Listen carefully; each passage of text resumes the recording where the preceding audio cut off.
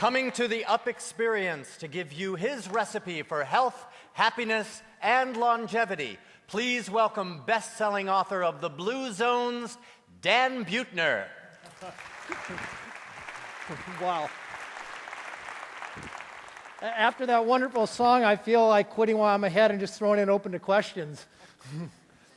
Something called the Danish twin study established that only about 10% of how long the average person lives within certain biological limits is dictated by our genes. The other 90% or so is dictated by our lifestyle and our environment. So the premise of the Blue Zones, and hence this talk, is if you can optimize your lifestyle and environment, you have a de facto formula for longevity. You also, as it turns out, have an antidote for about the $1.3 trillion we spend a year on chronic disease. But where do you find such a formula? Well, we started where most people start, by looking at academic institutions and reading papers. But you find that every once in a while, those papers refute themselves. Remember about 15 years ago, doctors were telling menopausal women to take hormones. Well, as it turns out, 10 years later, women who took this hormone therapy have much higher rates of breast cancer, and the type of breast cancer they get is much worse. And remember about 5 years ago, vitamin E was the great panacea. You saw it in pills, and you saw it in Cheerios, and you saw it in power drinks. It was supposed to be good for your heart and your skin and to prevent cancer. Well, as it turns out, now we discover that people who take vitamin E are actually more likely to die in any given year than people who don't. So instead of looking at universities, we took a meta-analysis. I teamed up with the National Institutes on Aging and with National Geographic to spend 3 years to find the geographically defined, demographically confirmed areas in the world where people live measurably longer. These are places where people have been doing the same thing, not for decades or years, but for centuries and even millennia. And then put together a world-class team of experts who could help me go into these places and distill out what exactly is going on here. What is the lifestyle and what is the environment that seems to explain this extraordinary longevity? And indeed, we found these places where people were reaching age 100 at many times greater than America does, a fraction of the rate of chronic disease, much lower middle-age mortality. And it turns out no matter where you went, whether it was in Asia or Central America or Europe, the same 9 things were happening over and over and over again. Didn't matter where you go. I'm going to tell you what those 9 things are, but first, I want to debunk a few common myths when it comes to longevity. And the first myth is if you try really hard, you can live to 100. It's false, unfortunately. The problem is we're mammals. And whether you're a rat or an elephant or a human in between, we are not programmed for longevity. We're programmed for something called procreative success. And this is something that's not nearly as sexy as it sounds. In the hands of an evolutionary biologist, procreative success does not mean getting laid. It means getting to be a grandparent. Because when it comes to natural selection, the only traits we pass down, the only traits that cascade down the generations, are those that better the chance that our children and our children's children have children themselves. So parents have a huge influence on whether or not their children survive. And grandparents have a little influence. But by the time you're a great-grandparent, you don't have much influence on your children's survivability. So it's no coincidence that people start dying off at the age of great-grandparenthood. A 73-year-old, in fact, is aging at a rate of about 250 times faster than a 12-year-old. So to reach age 100, you not only have to have had a stellar lifestyle, you also have to have won the genetic lottery, which you can't predetermine. But wait a minute, I watch late-night TV. There's all kinds of treatments and pills and supplements and coral calcium and resveratrol I can take that will help stop, slow, or reverse aging. Well, think about that for a second. There are 99 things that can age us. Our arteries can become clogged. Our brains can become gummed up with plaque. We get Alzheimer's disease. Our skin wrinkles. Our eyesight dims. Our hearing dulls. Hair falls out. There are 30 trillion cells in our bodies. That's trillion with a T. We're talking national debt numbers here. Those cells turn themselves over once every 8 years or so. And every time they turn themselves over, they do so imperfectly. Kind of like making a cassette tape from an album and then making a second cassette tape from that first cassette tape. By the time you get 3 or 4 generations down, there's so much buildup of damage that you can barely hear that cassette tape. The same sort of thing happens with our cells. So no, there are no pills, there are no supplements, there's nothing even on the scientific horizon that's going to help us stop or reverse aging in the near future. So what's Dan Buettner standing up here for if there's nothing I can do to increase my healthy life expectancy? The best science tells us that the capacity of the human machine, my body, your body, America's body, is 90. As a species, we ought to be hitting age 90 on average. Yet life expectancy in this country is only 78. So somewhere, we're leaving on the table about 12 years of life. And research suggests that those would be good years. The average American has 3 years of something called morbidity, those disabled years at the end of your life. You'll spend about 95% of your lifelong healthcare dollars. Where I'm going to take you now, 3 of the 5 blue zones, these people are not only getting those years for the most part, but they're also doing so devoid of cancer, heart disease, and diabetes, those chronic diseases that are costing our country so much. We found our first blue zone about 200 miles off the coast of Italy on the island of Sardinia, not the entire island, just that green area. And in the green bullseye up there, we found an area, 17 villages, 42,000 people, where there are 10 times more centenarians than we have proportionally here in America. And this is a place where people are not only reaching age 100, they're doing so with extraordinary vigor and vitality. 102 still riding their bike to work. 104 still cutting wood and beating a guy 65 years younger than them in an arm wrestle. So what's going on here? You actually have a Bronze Age culture that has been pushed up into the highlands of Sardinia and incubated a culture since about the time of Christ. They're largely shepherds, a job that occasioned about 6 miles of low-intensity physical activity a day, plant-based diet that hinges around a type of bread made of whole-grain durum wheat. They do eat some animal products, but they're all from grass-fed animals, high in omega-3 fatty acids. They have an amazing wine called Cananao that has at least 3 times the level of polyphenols of any other known wine in the world. And they drink this not only during meals, but also during coffee breaks and this great sort of collective happy hour they have at 5 o'clock. There's a secret there. It's also in their attitude. Old people are more revered than they are here in America. Ever notice how social capital seems to peak at about age 26 here? Look at national ads. Here, the older you get, the more important you are in the society. And to a certain extent, older people rise to the occasion. They don't feel like recipients of health care. They feel like they need to contribute. That gets them out of bed in the morning, out of the easy chair. We found our second blue zone on the other side of the planet, 800 miles south of Tokyo on the archipelago of Okinawa. And Okinawa has the longest disability-free life expectancy in the world. They have what we want. They live a very long time. They tend to be very good years. They often die in their sleep. And occasionally, I happen to know, after sex. We won't get into that, though. 7 good years longer than the average American, 5 times as many centenarians, 1/5 the rate of breast and colon cancer, and 1/6 the rate of cardiovascular disease. About 80% of people over 65 in this country will die of one of the diseases in these 2 risk factor clusters. And the fact that this culture is yielding these numbers, I assert, suggests something we have to learn from them. What are they doing? Plant-based diet. Not to say they don't eat meat, but they eat very little of it. At least 8 times as much tofu as we do in America. And like these Sardinians, their lives are mostly engaged in agricultural endeavors. They kind of have to depend on themselves for most of their work.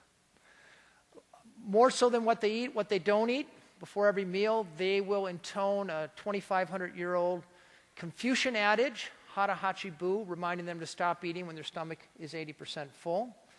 It seems like, well, big deal, but if Americans could do that, we could eat McDonald's and fast food and junk food, and we would lose, on average, about 17 pounds a year.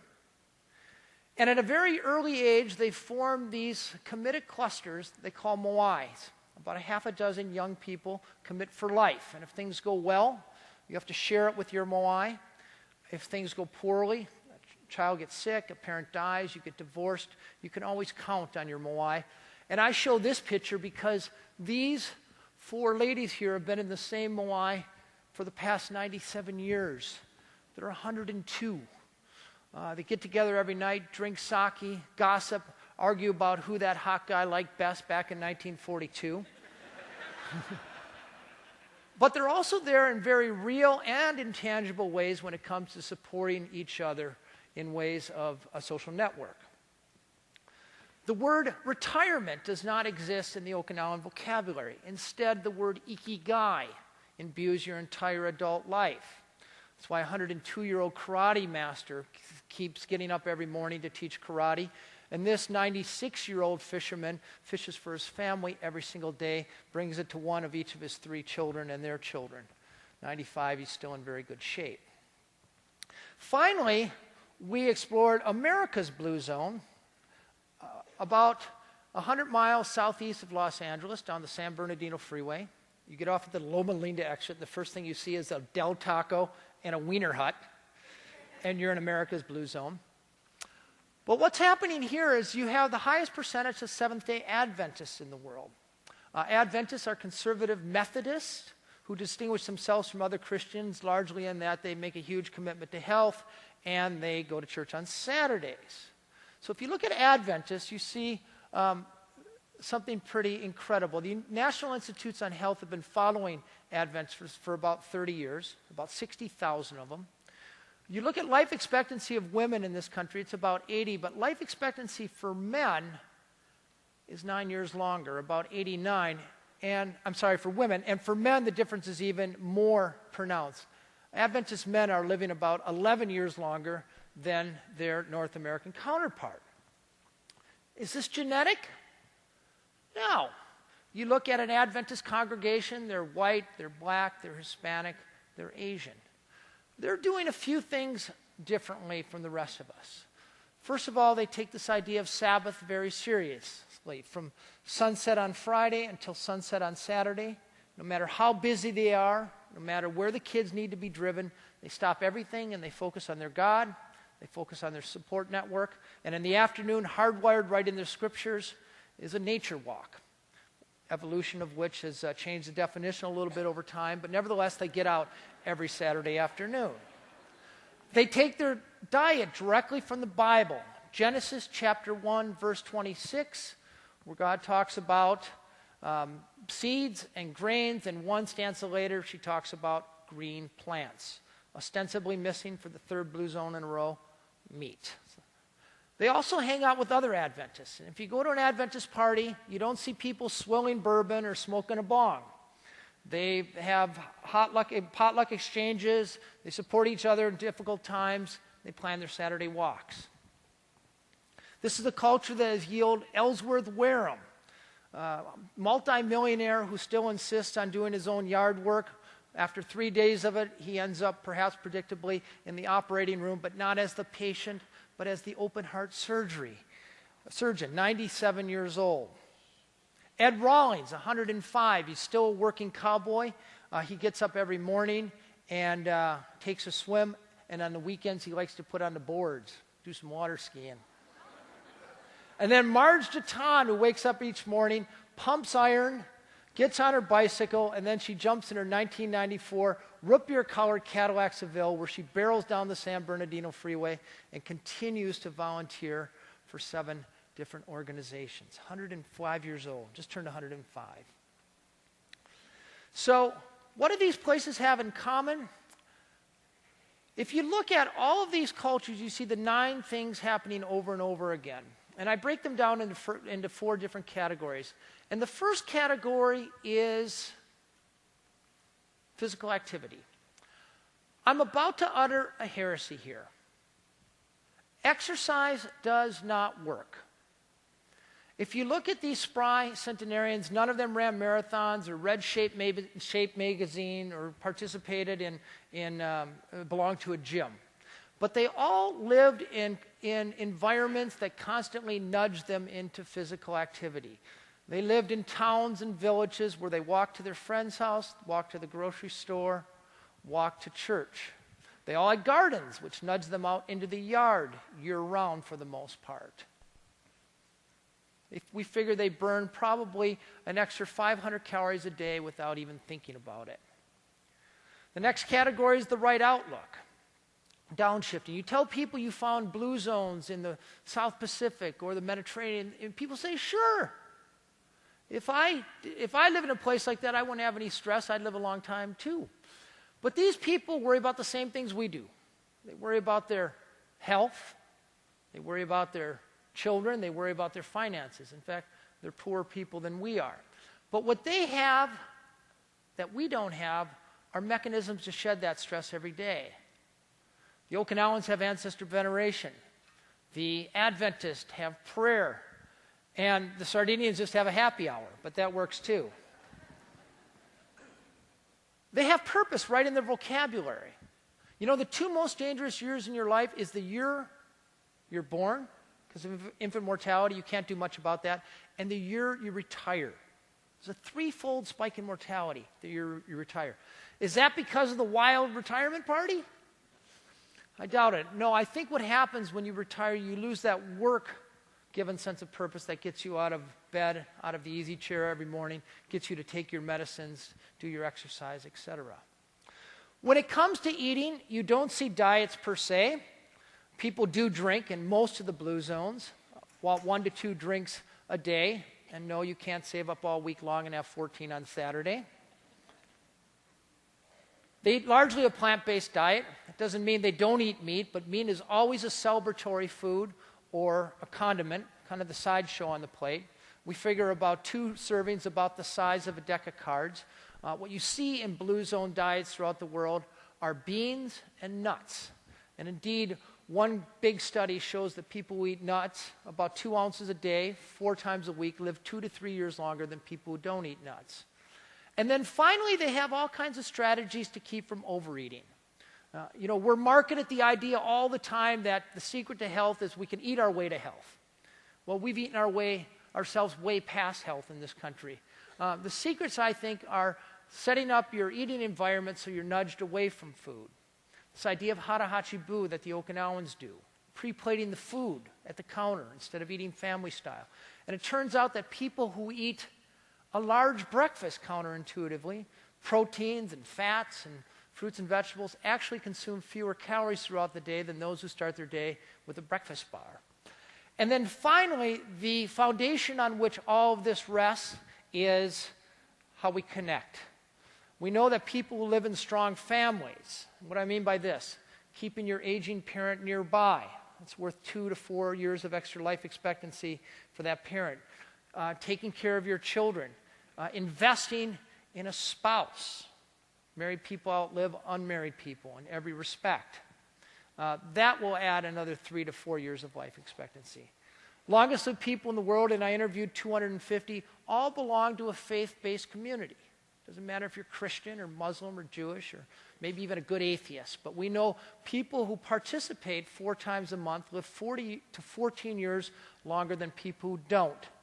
And then finally, surround yourself with the right people. And if you remember one thing from this talk, remember this.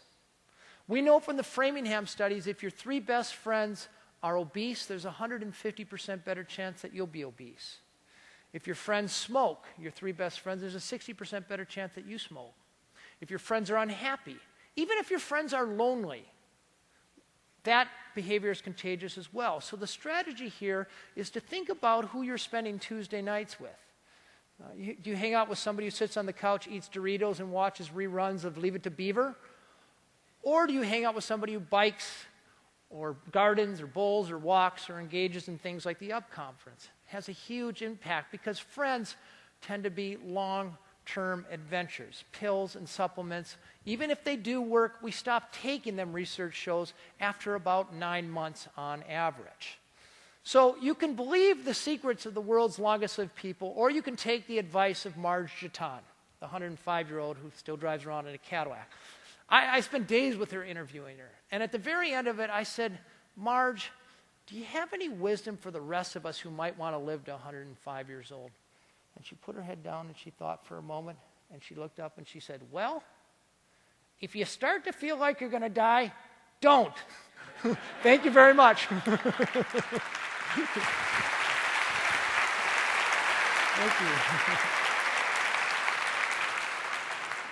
Dan, that was terrific. One question, something that struck me as interesting about what you said is that the social context in these blue zones gives veneration to the elderly and so on. So it made me wonder if in America, if our medical research continues to scream forward and we solve a lot of these health problems and extend people's lifespan a long way, are we going to also have to change the social context in such a way such that they're not marginalized at 110 years old?